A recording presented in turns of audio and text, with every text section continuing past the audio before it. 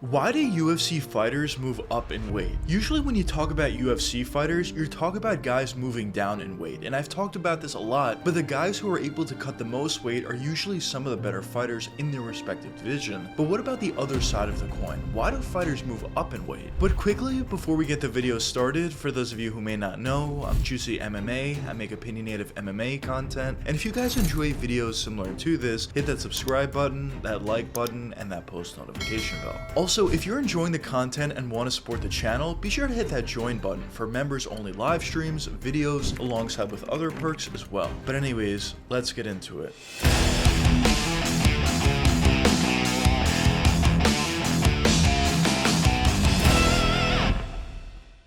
Cutting weight has been a part of the UFC forever. When guys cut weight, what they're essentially trying to do is get an advantage over their opponents. They're trying to get to a weight class where they can be bigger and stronger than most of their opponents. And guys like Dricus du Plessis, Michael Morales, and Paddy Pimblett are three names that come to mind when talking about guys that cut the most weight. So a question that some of you may be wondering at this point is, in an organization where most fighters are cutting weight to get an advantage, why would certain fighters decide to move up in weight? Well, I think this comes down to a couple different factors, but the first factor I want to touch upon is the negatives of weight cutting. Because I mentioned this in my last video about weight cutting, but essentially weight cutting does have its advantages, but it also has its disadvantages as well. You feel like you're dying. Your heart is pounding.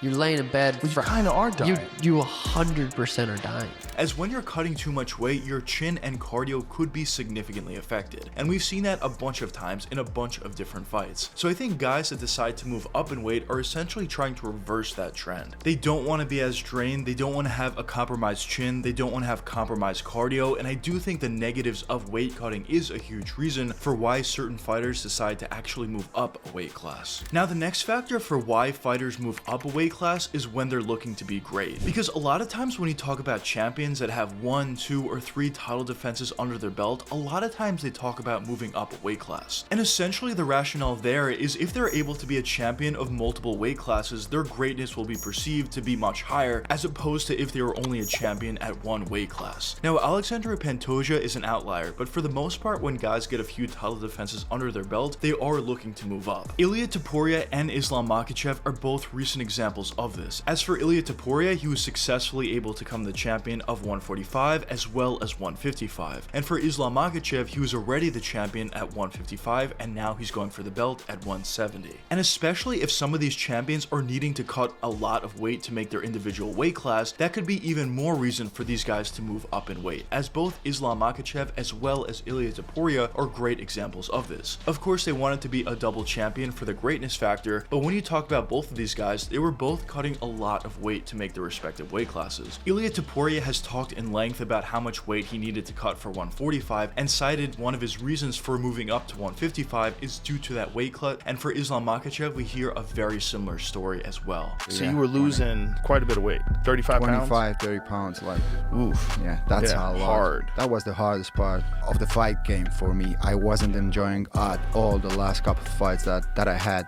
So I do think the greatness factor is definitely another reason for why fighters move up in weight. Now, the next factor for why I think fighters move up in weight is due to the speed factor. Now, as I said before, usually when you're moving up in weight, it's perceived that you're at a disadvantage because most of your opponents are going to be bigger than you, hit harder than you, and be more physically powerful than you. But there are definitely some examples in the UFC of guys that are moving up in weight class and are still able to be successful. And a huge reason for why that is because they're significantly faster than most of their opponents at that weight class. And I think great examples of this are Rafael Fiziev as well as Jailton Almeida. Now, for Fiziev, I know he didn't fight at 145, but I feel like he has the frame for that weight class. But regardless of that, he decides to fight at the lightweight division. And because of that, he's able to be significantly faster than most of his opponents, and when you look at what he's been able to do thus far, he has been able to be relatively successful at that weight class. And for Jailton Almeida, he's really a light heavyweight out there, but once again, he decided to move up to the heavyweight division. division, and the reason for why he decided to make that move was because he was going to be significantly faster than everybody else at that weight class. And when we've seen what he's been able to do at that weight class, he's been able to be very successful. And I think a huge reason for why that is because he's just so much faster and honestly more skilled than everybody else at that heavyweight division. So overall, I do think there are a lot of reasons and a lot of benefits for fighters to actually move up in weight. But of course, at this point in the UFC, we don't really see that many examples of fighters moving up in weight. So a question that some of you may be wondering at this point is, do I think it's going to be more common as time does progress? Well, in my opinion, I think the answer is yes, but not to a significant level. At this point, weight cutting, especially cutting a ton of weight, is such a huge advantage for a lot of these fighters. You're going to be bigger, stronger, and more powerful than most of your opponents. And guys like DDP, RDR, or even Michael Morales have done a great job at finding a way to cut a ton of weight. And for all three of those fighters, at their respective weight classes, they're just so much bigger than everybody else at that weight class. So I do think it's a huge advantage. But with that being said, I think over time, there are going to be more and more examples of guys that just aren't able to cut weight all that effectively. And I think because of that, we're going to see more and more examples of fighters that decide to move up in weight. Another example of somebody who decided to move up in weight is Joel Alvarez. At 155, Alvarez was having success, but it was pretty clear that he needed to cut a lot of weight. And in his most recent fight, he just wasn't able to make the weight. So at this point, he's deciding to move up to the welterweight division, and I think we're going to see more and more examples of that. Guys that just don't want to cut the weight anymore, guys that don't want to be as strained anymore, have a worse chin, have worse cardio, and because of all those factors, they decide just to move up a weight class, be faster than most of their opponents, have a better chin, have better cardio, and I think there's a lot of other advantages as well that these fighters can have if they decide to move up in weight. So overall, as I said, I don't think it's going to be mainstream. I think for the most part, fighters are going to continue to cut weight, and there's going to be a bunch of examples of fighters that are just better at cutting weight than everybody else, and they're significantly bigger at a specific weight class than everybody else. But at the same time, as time does progress, I do think we're going to see more and more examples of fighters that just aren't all that great at cutting weight, and because of that, they decide to move up a weight class, forget about the ridiculous weight cut, take all the advantages from moving up a weight class, and go forward from there.